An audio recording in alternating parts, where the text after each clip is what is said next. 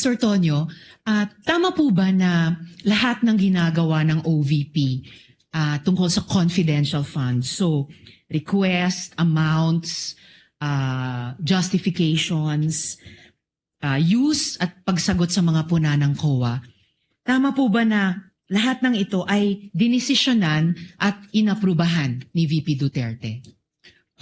Based on the mga replies, ma'am, yes, I was able to provide a copy to the head of agency, ma'am.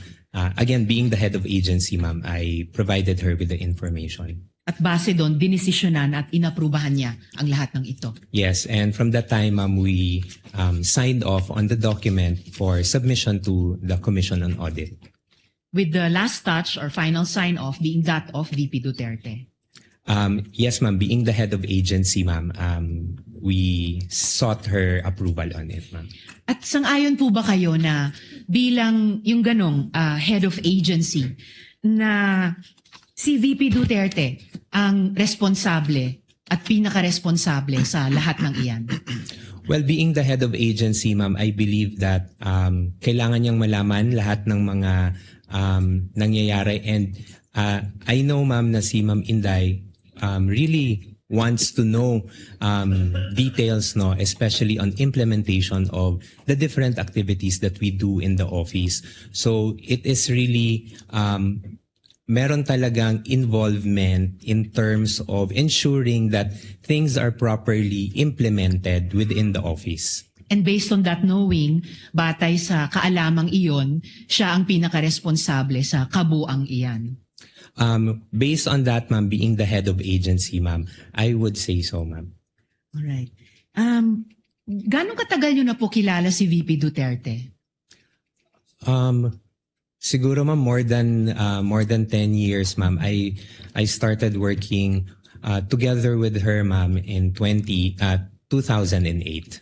At saan po at so almost 20 years pala. So at saan po at paano niyo siya nakilala? Nakilala ko po siya, ma'am, bilang Vice Mayor sa Davao City, ma'am. And then at the time, ma'am, when they were looking for several staff members for the office of the Vice Mayor, I submitted an application, ma'am.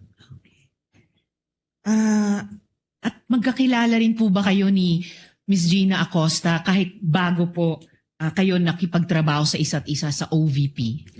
I knew of Ms. Gina Acosta, ma'am, during my employment, ma'am, with Sangguniang Panlungsod during the time ni Ma'am Inday as the Vice President, ma'am, and Vice Mayor as the Vice Mayor.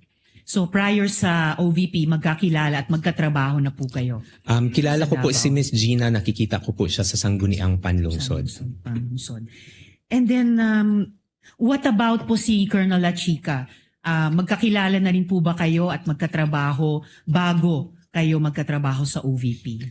I first knew of Colonel La Chica, ma'am, when I was already with the Office of the Vice President, ma'am. So would you say po na nasa circle of trust kayo ni VP Duterte? Kayo ni na Miss Gina Acosta, Colonel La Chica at kayo nga po? Well, ma'am, I can only answer for myself, ma'am.